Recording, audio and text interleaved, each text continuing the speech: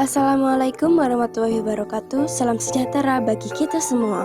Perkenalkan, saya Ainun Miliza Nurhanieva dan rekan saya Afifi Nur Aina dari Pendidikan Biologi Uniro Tuban. Pengertian bioetika. Bioetika merupakan studi interdisipliner tentang masalah yang ditimbulkan oleh perkembangan di bidang biologi dan ilmu kedokteran, baik skala mikro maupun makro, masa kini dan masa mendatang. Bioetika mencakup isu-isu sosial, agama, ekonomi, dan hukum, bahkan politik. Bioetika membicarakan bidang medis, teknologi buatan, rekayasa genetik, membahas pula masalah kesehatan. Bioetika memberi perhatian yang besar pula terhadap penelitian kesehatan pada manusia, tanaman, dan hewan percobaan. Jadi, bioetika menyelidiki dimensi etik dari masalah teknologi, ilmu kedokteran, dan biologi terkait dengan penerapannya dalam kehidupan. Kilas balik bioetika menurut Pellegrino 1999. Pertama, pada era proto, yaitu bioetika pendidikan dan penelitian pada tahun 1960 sampai 1972. Pada masa ini fokus pada isu-isu dehumanisasi dengan meniadakan kemanusiaan, mengabaikan aspek kemanusiaan, kedokteran sehingga akibat dari perkembangan sains dan teknologi. Kedua, pada era bioetika filosofis, yakni pada tahun 1972 sampai dengan 1985. Etika berperan dominan dalam kamus-kamus yang muncul terkait dengan riset biologi. Isu-isu bioetika yang dikembangkan adalah prinsip, deontologi, utilitarianisme, feminisme, atau kombinasi dari beberapa teori.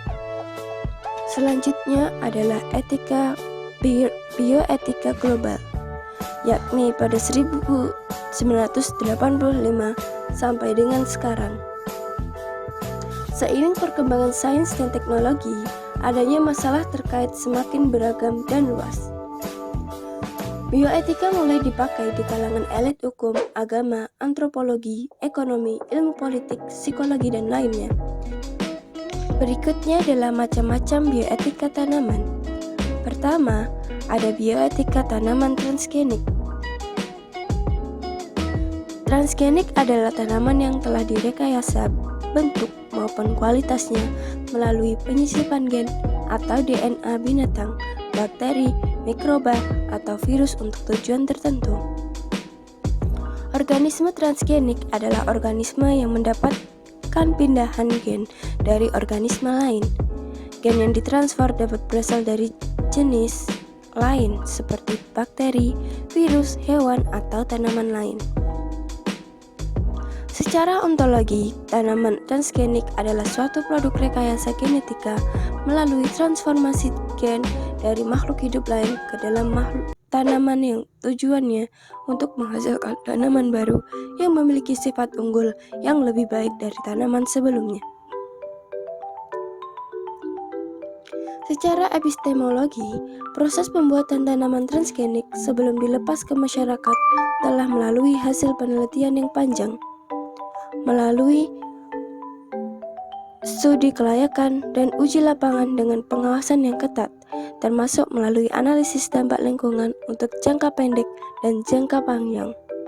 Secara aksiologi, berdasarkan pendapat kelompok masyarakat yang pro dan kontra tanaman transgenik memiliki manfaat untuk memenuhi kebutuhan pangan penduduk, tetapi manfaat tersebut belum teruji apakah lebih besar manfaatnya atau kerugiannya. Dampak positif tanaman transgenik. Rekayasa transgenik dapat menghasilkan produk lebih banyak dari sumber yang lebih sedikit. Rekayasa tanaman dapat hidup dalam kondisi lingkungan ekstrim, akan memperluas daerah pertanian dan mengurangi bahaya kelaparan. Makanan dapat direkayasa supaya lebih lezat dan menyehatkan. Dampak negatif tanaman transgenik. dari aspek agama dan sosial. Penggunaan gen yang berasal dari babi untuk memproduksi bahan makanan dengan sendirinya akan menimbulkan kekhawatiran di kalangan pemeluk agama Islam, yang mana di agama Islam tidak boleh, haram untuk mengonsumsi babi.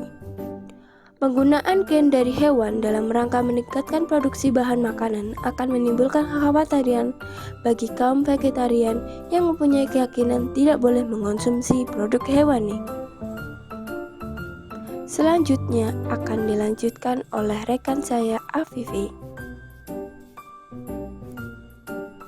Selanjutnya adalah pada aspek etika dan juga estetika.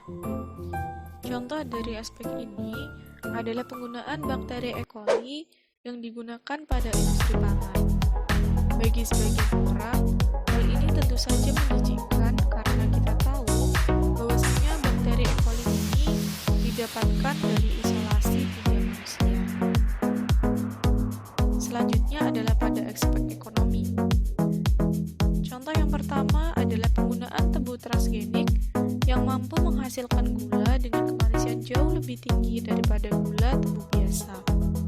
Nah, pada aspek ekonomi ini, kita tahu bahwasanya tanaman hasil transgenik akan berpuluh kali lipat menghasilkan produk yang banyak daripada tanaman secara konvensional.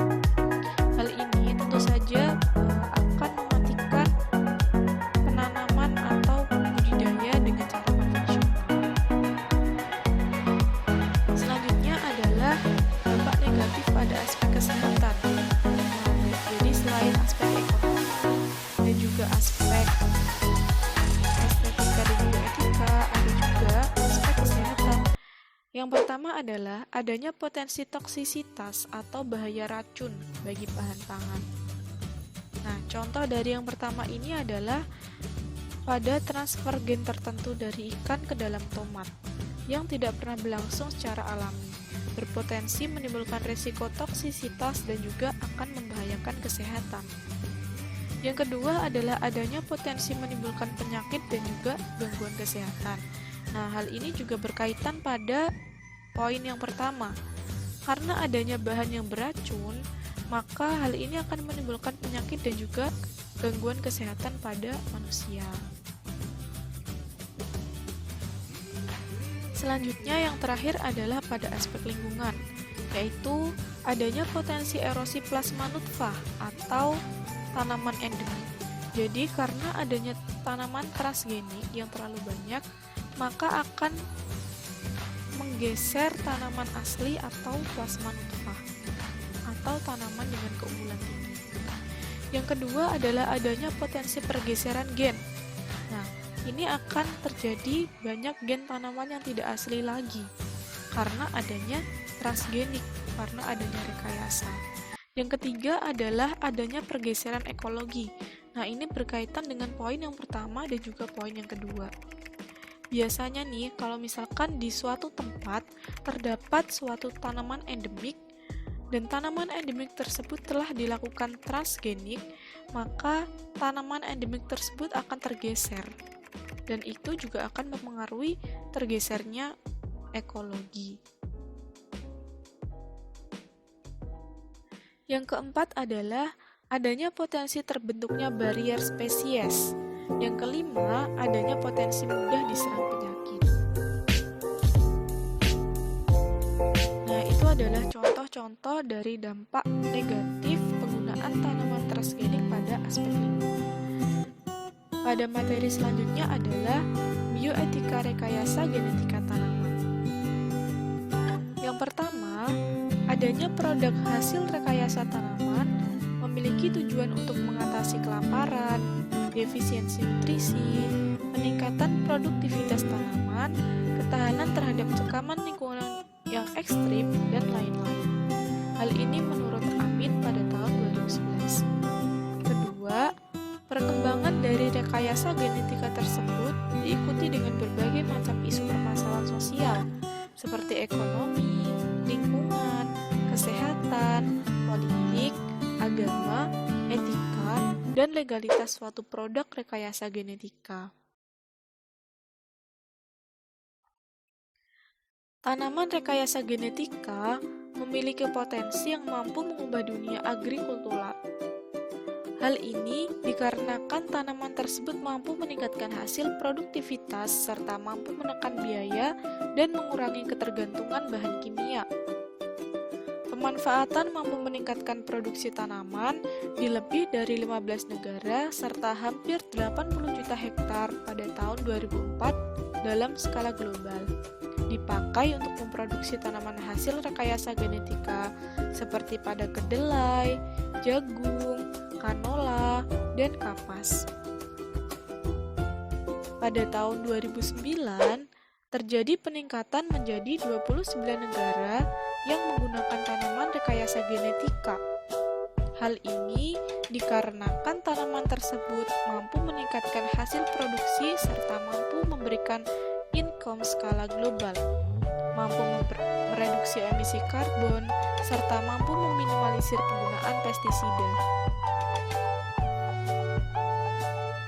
Selanjutnya dapat dilihat yaitu contoh tanaman hasil rekayasa genetika. Ada tomat yang berbentuk seperti mawar, ada juga cuca melon. Cuca melon ini adalah bentuk mini dari semangka. Jadi semangka yang dibentuk dengan ukuran lebih kecil. Selanjutnya adalah yang ketiga, membahas tentang pemuliaan tanaman. Pemuliaan tanaman adalah kegiatan mengubah susunan genetik individu maupun populasi tanaman untuk suatu tujuan. Pemuliaan tanaman kadang-kadang disamakan dengan penangkaran tanaman. Kegiatan memelihara tanaman untuk memperbanyak dan menjaga kemurnian. Selain melakukan penangkaran, pemuliaan berusaha memperbaiki mutu genetik sehingga diperoleh tanaman yang lebih bermanfaat. Pelaku dari pemuliaan tanaman dinamakan dengan pemulihan tanaman. Pada slide selanjutnya, yaitu terdapat contoh tanaman hasil pemuliaan.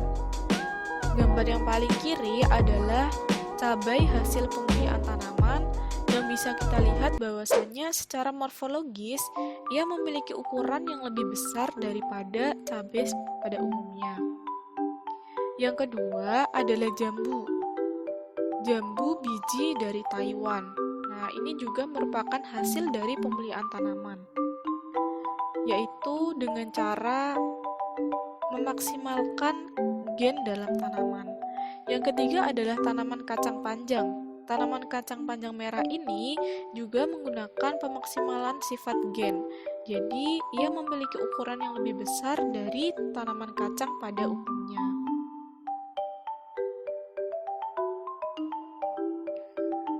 Sekian presentasi pada hari ini. Kurang lebihnya kami mohon maaf. Apabila ada yang ditanyakan, silakan untuk ditanyakan.